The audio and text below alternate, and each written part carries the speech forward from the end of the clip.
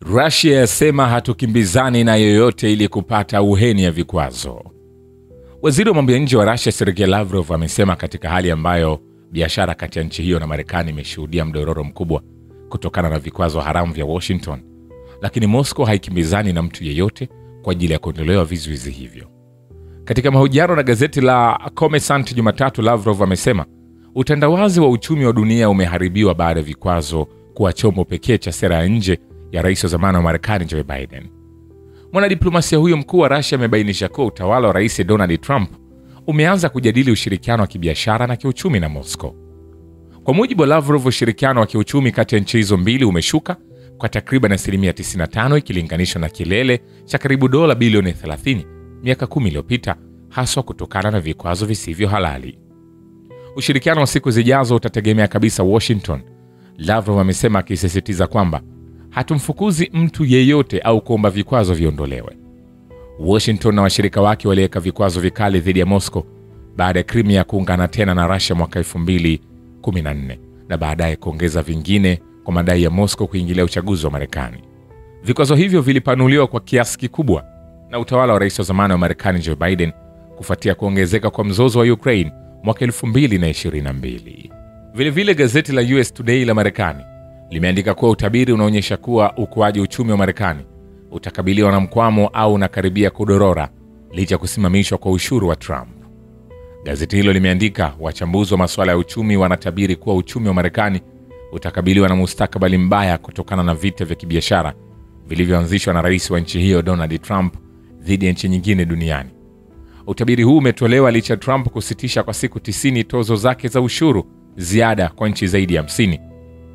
Wakati huo taasisi ya Walters Clover imetabiri kuwa kwa mujibu wa utafiti wa wachumi 46 kati ya Aprili 4 na 7 mwaka huu kwamba uchumi wa Marekani utadorora mwaka huu 2025 kufuatia kukua kwa 0.8% pekee. Mwezi uliopita utabiri ulionyesha kuwa uchumi wa Marekani ungekuwa kwa 1.7%. Tabiri nyingine zinaonyesha kuwa upo uwezekano uchumi wa Marekani ukadorora kwa 47%. Mwezi Februari mwaka huu uchumi wa Marekani ulitabiriwa kudorora kwa 25%. Vile msemaji wa wizara ya mambo ya nje ya Russia amesema kuwa nchi hiyo inasubiri kwa hamu ziara ya ujumbe wa Iran mjini Moscow ili kukutana na kuzungumza na wenzao wa Russia. Maria Zakharova amesema Moscow imejiandaa kwa ajili ya mazungumzo kati ya ujumbe wa kidiplomasia wa Iran na Sergei Lavrov, waziri wa mashauri ya kigeni wa Russia. Anasema tunasubiri kwa hamu wenzetu wa Iran, tayari tumepanga ratiba kwa ajili ya mazungumzo ya ujumbe wa Iran na waziri wa mashauri ya kigeni na viongozi wengine wa Russia, amesema Zakharova. Msemaji wa wizara ya mashauri ya kigeni ya Russia ameeleza haya baada ya mazungumzo yasiyo moja kwa moja kati ya Iran na Marekani nchini Oman. Mazungumzo yalifanyika siku ya Jumamosi kwa kuhudhuriwa na Steve Witkoff, mjumbe maalum wa Rais Donald Trump wa Marekani, na Abbas Araghchi, waziri wa mambo ya nje wa Iran, na ujumbe uliofuatana nao. Hii ni mara ya kwanza kufanyika mazungumzo yasiyo moja kwa moja kati ya Iran na Marekani katika ngazi ya juu baada ya Trump kuiondoa Marekani kwa upande mmoja na kinyume cha sheria katika makubaliano ya nyuklia JCPOA wakati wa muhula wake wa kwanza wa urais mwaka 2018. Vile mkuu mpya wa jeshi la Israeli ameonya kuwa vikosi vya jeshi la utawala huo wa Kizayuni vinakosa nguvu kazi na rasilimali za kutimiza malengo ya kujitanua ya utawala huo katika ukanda wa Gaza uliozingirwa, na kusema kuwa Hamas inaendelea kuudhibiti ukanda huo mwaka 1.5 baada ya kuzuka kwa vita hivyo. Eyal Zamir amemwambia waziri mkuu Benjamin Netanyahu na baraza lake la mawaziri katika mkutano wa hivi karibuni kwamba mikakati ya kijeshi pekee haiwezi kutimiza malengo yote huko Gaza, haswa kwa kukosekana kwa safu ya kidiplomasia. Utawala wa Israeli umetoa wito wa kuteka maeneo mapya ya Gaza. Hata hivyo, wengi katika Israeli wameonya kuwa kutekeleza kwa ufanisi hili kunaweza kuchukua muda mrefu sana. Mamia wanajeshi wa akiba wa Israeli na maveterani tayari wametia saini maombi ya kutaka kusitishwa kwa vita vya Gaza na kurejeshwa kwa mateka kupitia kubadilishana wafungwa na Hamas. Netanyahu ametishia kuwafuta kazi wanajeshi walioko kazini waliotia saini maombi hayo. Jeshi la utawala wa Israeli pia limekuwa likikabiliwa na uhaba wa askari kwa sababu ya kuachiwa kwa Wayahudi wa Kiorthodox na kusita na uchovu wa vita wa wanajeshi wa kawaida. Licha mashambulizi yanayoendelea kufanywa na muhimili wa Kizayuni na Marekani dhidi ya Gaza na Yemen, lakini bado vikosi vya jeshi la Yemen na mukawama wa Palestina vinaendelea kukabiliana na wavamizi hao. Vile vile, gazeti la Ufaransa la Le Monde limekosoa sera za serikali ya Marekani katika kuamiliana na nchi nyingine na kuandika mgogoro uliopo si wa kiuchumi tu, bali pia ni mgogoro wa uhalali na utendaji wa kisiasa unaotokana na uozo wa muundo wa madaraka nchini Marekani. Sera za rais wa Marekani Donald Trump katika wiki za hivi karibuni, ikiwa ni pamoja na kuzidisha ushuru wa forodha kwa bidhaa zinazoingizwa Marekani na kuchukua hatua kali dhidi ya washirika wake, zimeibua hisia kali kutoka kwa nchi nyingi, na wengi wanaamini kwamba Marekani si nchi ya kutegemewa tena kwa washirika wake.